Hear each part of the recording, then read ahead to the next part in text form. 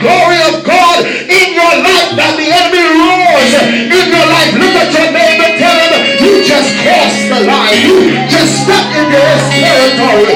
You just let him know that I ain't afraid of you, but I'm coming with power and ability. Look at your neighbor, tell him it's only a roar.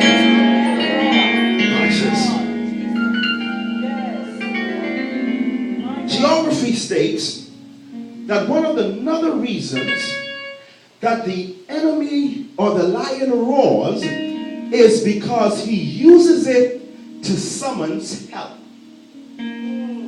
You will never summon help unless you realize that there is a greater power in your midst. See, what we have done, we have taken the roars of the lion and have miscalculated and misinterpreted it and figured that he was stronger than us. In fact, he was roaring because he was intimidated by your presence. Look, I wish you could boast up your chest and say, devil, you only carry on because you scared of this. You scared of who in your midst. You scared of who in your territory. That's why I'm not afraid when I go to my cousins who are kind of smoking this and doing that and tooting this. I ain't afraid of them because they start to criticize me because they scared. They start to talk about you. You haven't noticed them? People always got something negative to say about you, and you don't even understand. They only talking bad about you because they scared of who you can be. They intimidated about what the Lord is doing in your life. They are intimidated by what you can do and where you can go, and we get shimmery and scared, and all the while they are roaring because they are intimidated. Watch this now. One of the other reasons the lion roar is because he wants his family to know that danger is approaching. Hear this now. What the Lord began to show me was that whenever the territory of a lion is breached, he roars so that others like him in his clan could come to where he is. Now God began to share with me that some of us have invaded the enemy's territory, but we left too quick. See, because when God gives you the power and authority to go into the territory of the adversary, why are you just pulling one stuff out? If you could have pulled something out, it means they didn't have the power to block you from pulling one thing. That's why on this occasion, when I am crossing over enemy territory, I am not just looking for my brother. I'm not just looking for what he stole from me, but I'm looking for what he stole from you and you. Because the enemy's roar, hear me now, because some of you have been going through this week and all you've been hearing is roars. But God was saying that the enemy was confirming to you that you are in the process of not just recovering it or some, but you are in the process of recovering all. And his roar was meant to intimidate you, but God said, I'm flipping his roar around to let it confirm you. Let it confirm that you have all power because the one who created the lion is inside of you. Watch this. This is what got me. Here. We have the power. But when the enemy roars, we tremble. When the enemy roars, we allow ourselves to be intimidated. Pastor, what you talking about? I'm talking about when you get in worship and you giving God a little tremble. When you get and studying, you give the Lord a little tremble. And God is saying, what you trembling for? And I have given you the authority. We allow circumstances in life to cause us to tremble. Hear this, God. I know they was going to swallow this pill hard.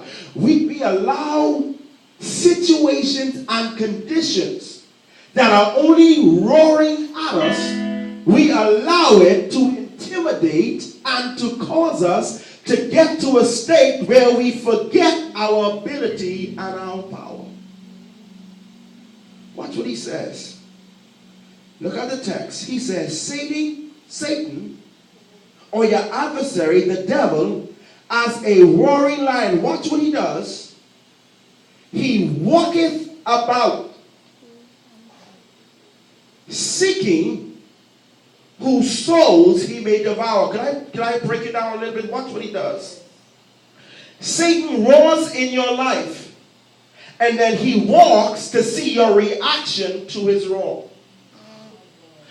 If he sees you are intimidated by his suggestive roars in your life, then he comes and seeks to devour your soul. Look at what soul is. Soul is your mind, your will, and your emotions. Satan suggests things to you, roars in your life, walks to see if you trembling at his roar, and then for those who tremble, he now seeks to devour your mind, your will, and your emotions. If he can control your mind, he can control your victory. If he can control your mind, he can control your deliverance. If he can control your mind, he can control your breakthrough. If he can control your mind, he can control your worship. If he can control your mind, he can control your deliverance. Hear this. Someone saying roar, walk, seek to devour. So Satan does this in our lives. He comes with situations that are only a suggestive condition. Let me help you with that again. He comes to you when he roars. He gives you situations that are only suggestive conditions. Watch this. God began to show me that one of the key ways to intimidate an intimidator is to use the same strategy the intimidator is using. Let me break this down for you. Because a roar is just a loud burst of emotions.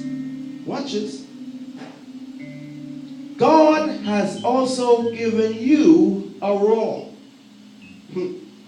Your roar is worship and praise. The enemy's roar is suggestive conditions. Watch this. Whenever lions are fighting over territory, the alpha lion roars.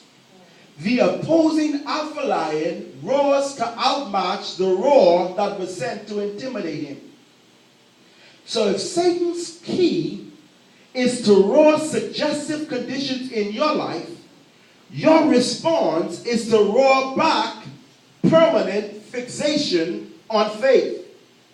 Here how it goes. God began to share me. God began to show us as I was in meditation. He was showing me an individual, and all of a sudden there was a loud burst of sound.